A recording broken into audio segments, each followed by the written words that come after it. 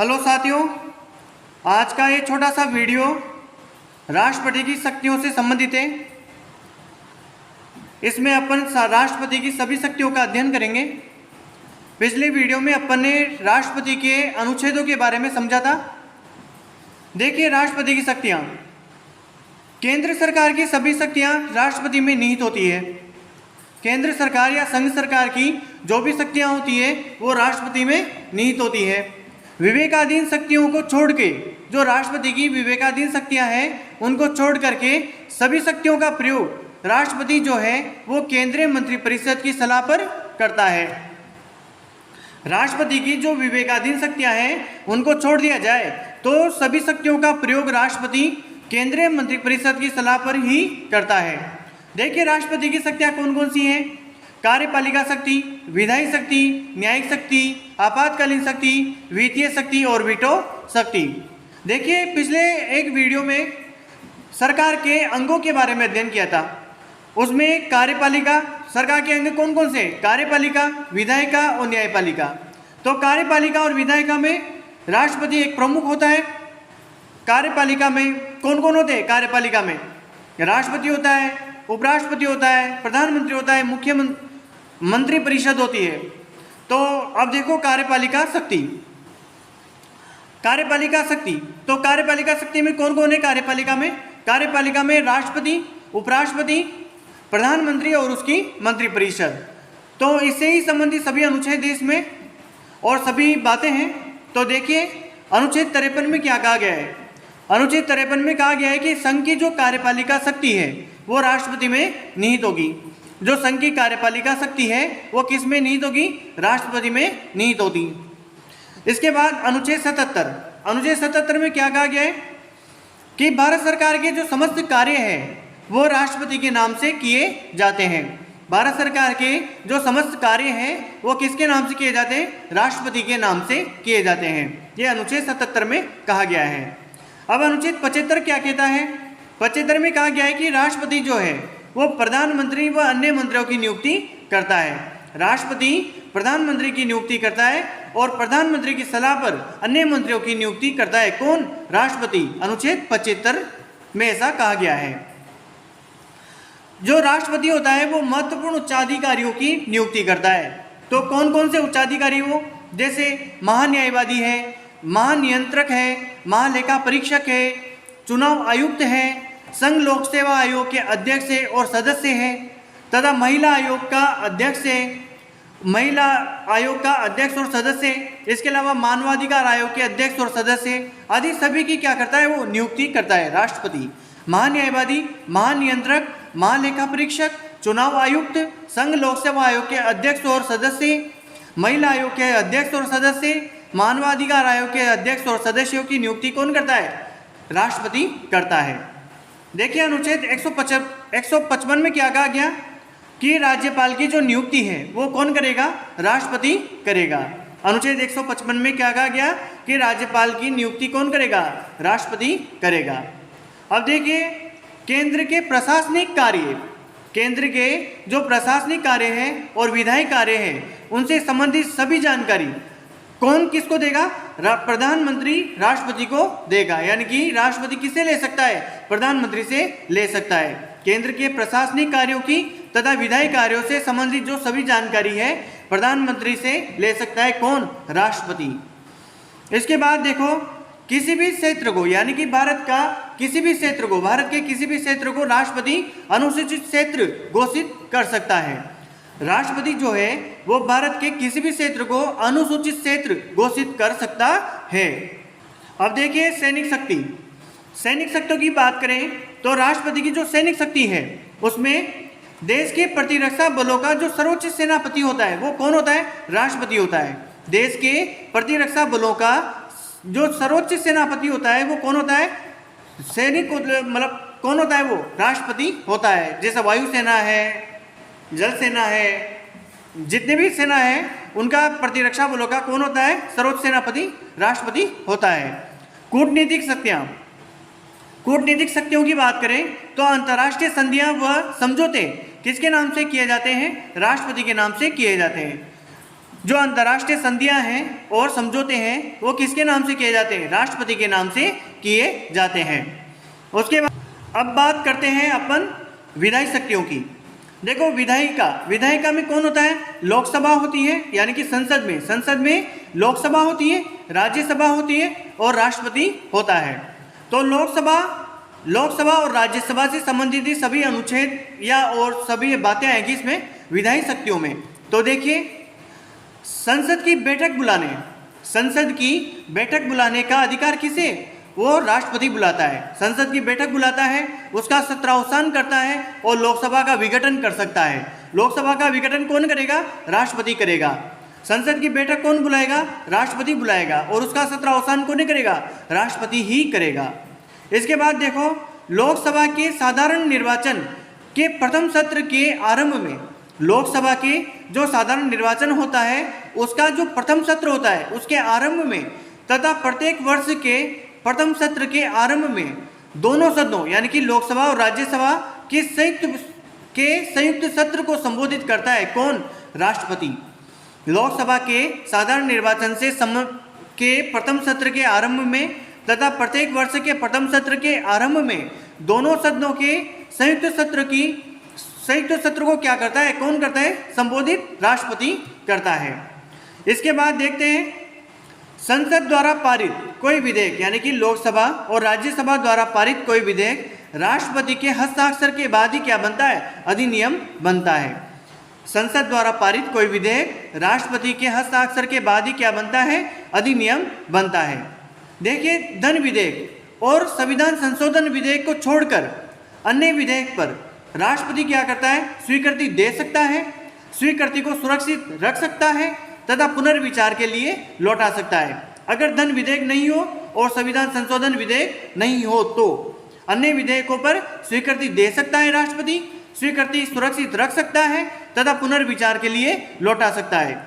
अब देखिए, अगर पुनर्विचार के लिए लौटाया गया विधेयक पुनः वापिस संशोधन करके या बिना संशोधन करके राष्ट्रपति के पास स्वीकृति के लिए भेज दिया जाता है तो राष्ट्रपति को स्वीकृति देनी ही पड़ती है। ओके, अब देखिए आगे, साधारण विधेयक पर दोनों सदनों में असहमति हो। अगर कोई साधारण विधेयक है उस पर दोनों सदन यानी कि लोकसभा और राज्यसभा दोनों सदनों में अगर असहमति हो, सहमत नहीं हो दोनों उस विधेयक से, तो अनुच्छेद 108 के तहत संयुक्त बैठक बुला सकता है कौन? राष्ट्रपति। और उस संयुक्त बैठक की जो अध्यक्षता करेगा कौन करेगा? लोकसभा अध्यक्ष करेगा।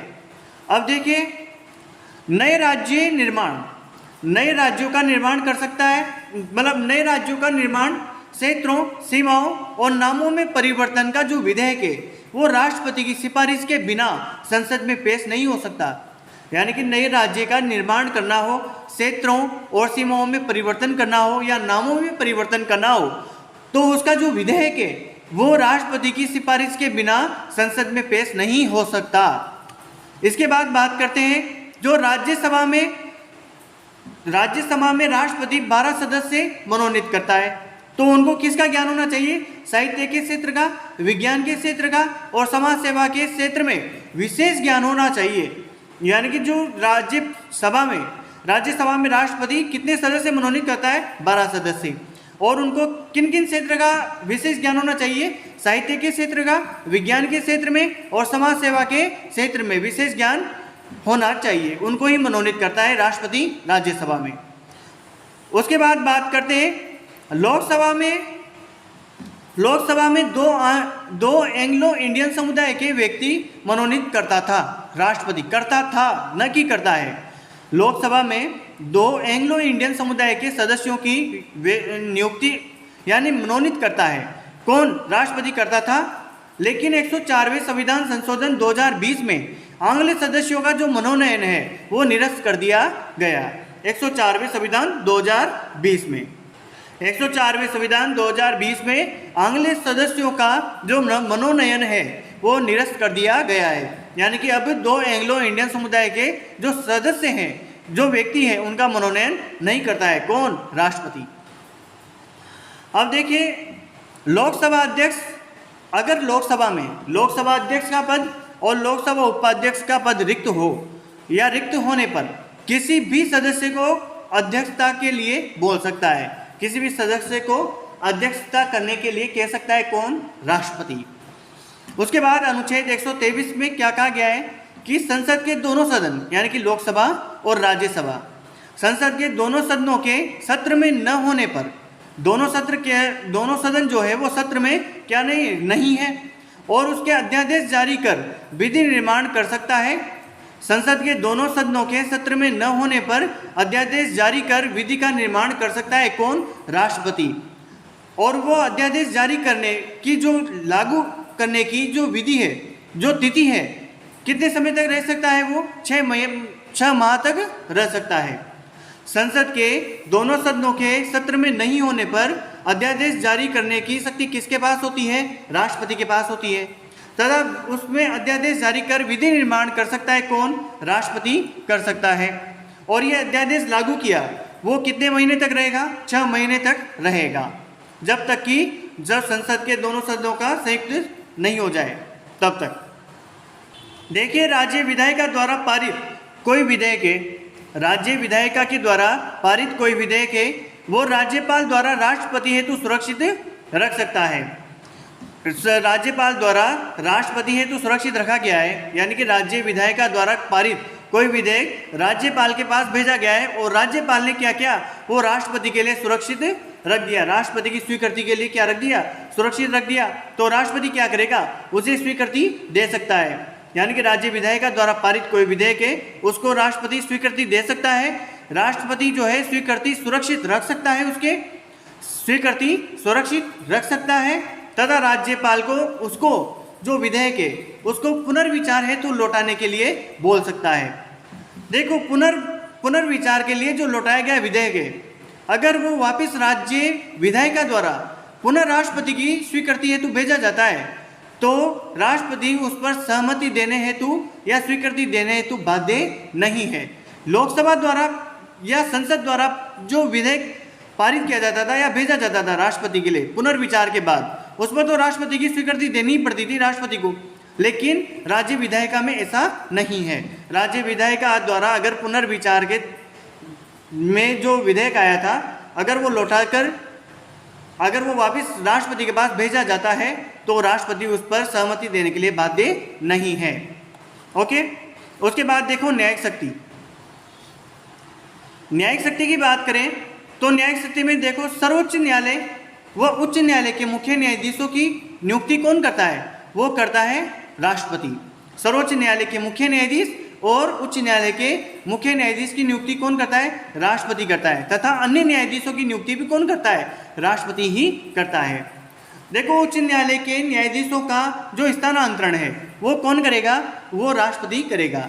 सभी उच्च न्यायालयों के न्यायाधीशों का स्थानांतरण कौन कर सकता है? राष्ट्रपति कर सकता है। अनुच्छेद 72 में क्या है? राष्ट्रपति की समाधान की शक्ति है। अनुच्छेद 72 में क्या है? राष्ट्रपति की समाधान की शक्ति है। देखो, अपराध हेतु दोष सिद्ध किसी व्यक्ति की सजा को माफ करना यानी कि माफ कर सकता है, वो राहत दे सकता है और प्राण दंड को स्थगित कर सकता है। कौन? राष्ट्रपति।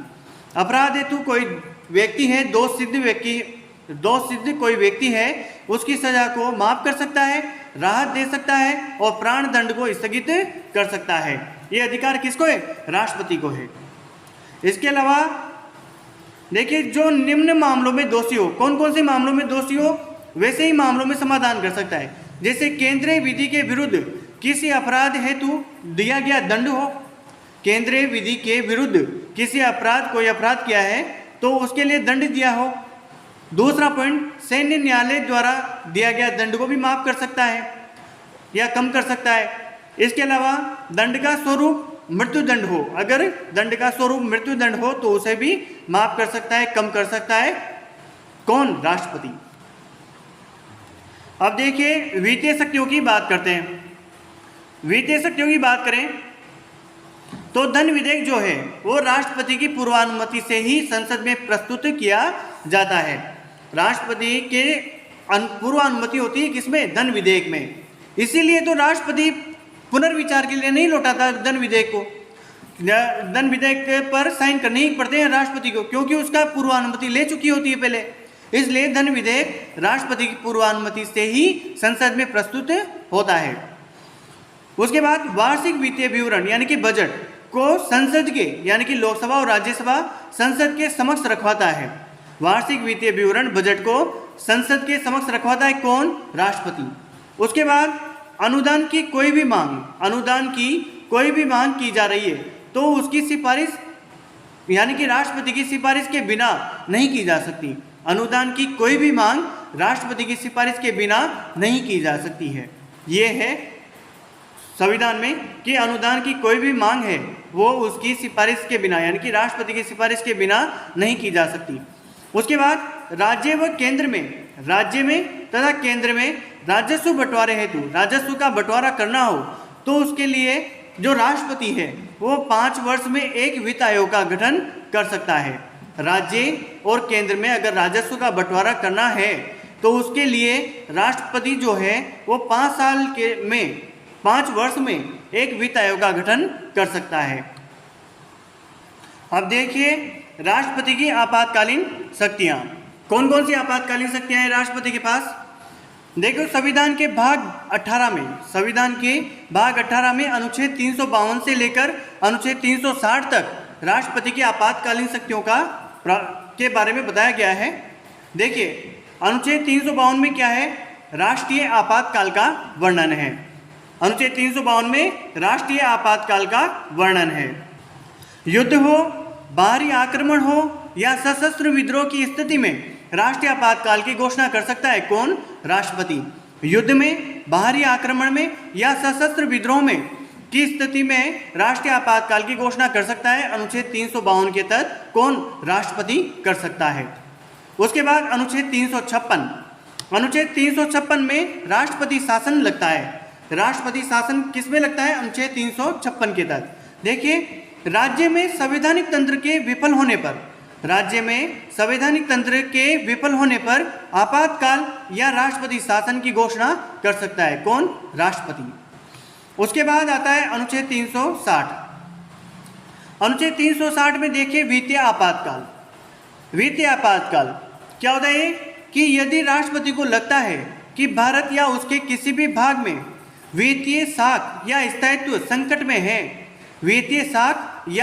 संकट में है तो वह केंद्रीय मंत्रिपरिषद की सलाह पर, किसकी सलाह पर? इसमें केंद्रीय मंत्रिपरिषद की सलाह पर वित्तीय आपातकाल की घोषणा कर सकता है। यदि राष्ट्रपति को लगता है कि भारत या उसके राज्य क्षेत्र में या किसी भी भाग में वित्तीय या स्थायित्व संकट में है, वित्तीय साख या स्थायित्व संकट में है तो वह केंद्रीय मंत्रिपरिषद की सलाह पर वित्तीय आपातकाल की घोषणा कर सकता है। तो ये था आपातकाल। अनुच्छेद 352 यानी कि राष्ट्रीय आपातकाल, अनुच्छेद 356 राष्ट्रपति शासन और 360 के तहत वित्तीय आपातकाल।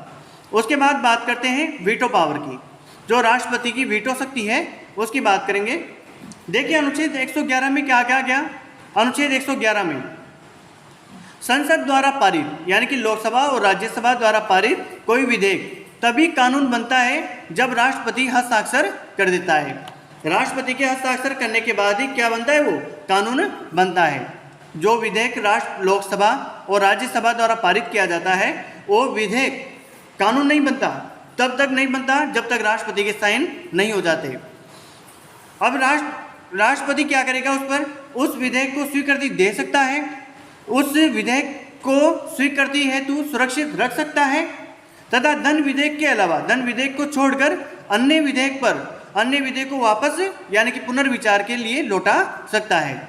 धन विधेयक को छोड़कर अन्य विधेयक को पुनर्विचार के लिए क्या कर सकता है? वो लौटा सकता है।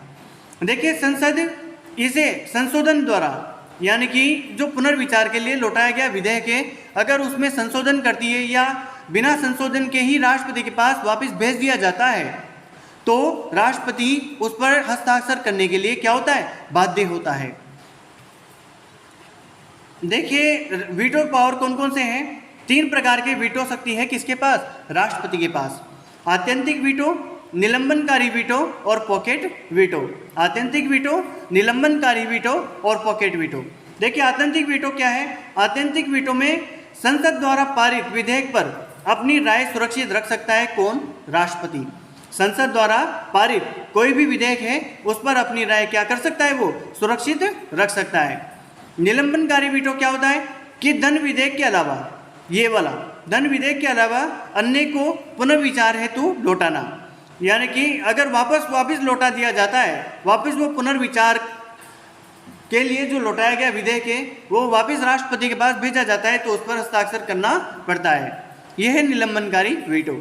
उसके बाद पॉकेट वीटो क्या होता है, यानी कि पॉकेट वीटो में न तो वो राष्ट्रपति सहमति देता है, विधेयक को न तो सहमति देता है, न ही अस्वीकृत करता है और न ही लौटाता है, यानी कि अनिश्चित काल के लिए क्या कर देता है, वो लंबित कर देता है।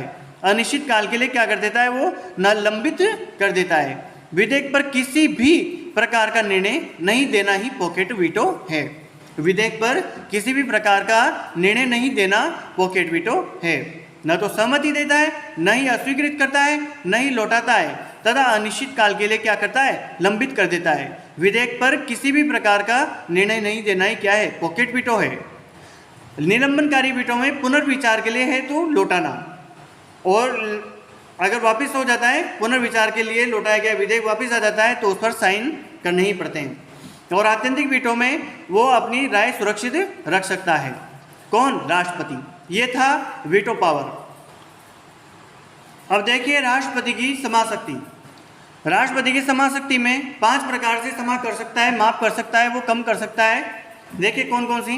देखिए क्षमा में तो क्या करेगा, पूर्ण रूप से क्षमा करेगा। जो भी दंड मिला है, किसी अपराधी को दंड मिला है, उसको या दंडादेशों से पूर्ण रूप से मुक्त कर देना, यानी कि माफ कर देना पूर्ण रूप से, वो होती है क्षमा। उसके बाद लघुकरण क्या होता है। लघुकरण का मतलब होता है कि दंड का स्वरूप बदलकर कम करना। जैसे मृत्यु दंड को कठोर कारावास में बदलना, दंड का स्वरूप बदलकर कम कर देना, यानी कि मृत्यु दंड को कठोर कारावास में बदलना ही क्या है, लघुकरण है। परिहार क्या है।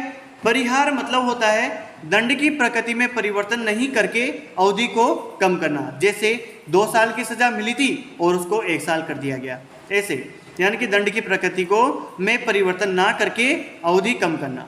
उसके बाद विराम क्या होता है कि सजा विशेष परिस्थितियां पैदा हो जाती हैं उसमें कम करना, यानी कि जो सजा है वो विशेष परिस्थितियों में कम करना। जैसे शारीरिक अपंगता हो या फिर गर्भावस्था हो, उसमें विराम दे देना, किसको, या सजा को कम कर देना। कौन करता है, राष्ट्रपति करता है। उसके बाद आता है कौन सा, प्रविलंबन क्या होता है। प्रविलंबन होता है कि दंड पर अस्थायी रोक लगाना, और ये विशेष रूप से मृत्यु दंड पर होता है। प्रविलंबन कौन 5 प्रकार क्षमा कर सकता है। एक तो क्षमा, लघुकरण, परिहार, विराम और प्रविलंबन। ये 5 प्रकार से क्षमा कर सकता है कौन, राष्ट्रपति। राष्ट्रपति की क्षमादान की शक्ति किसमें है, अनुच्छेद 72 में। तो ये थी राष्ट्रपति की शक्तियां। आज ये वीडियो आपके लिए बहुत इंपॉर्टेंट है। तो राष्ट्रपति का टॉपिक आज समाप्त होता है। अगले वीडियो में राष्ट्रपति से संबंधित क्वेश्चन आंसर करेंगे। तो हंसते रहिए, खुश रहिए और पढ़ते रहिए। तब तक के लिए अगले वीडियो में मिलते हैं। धन्यवाद।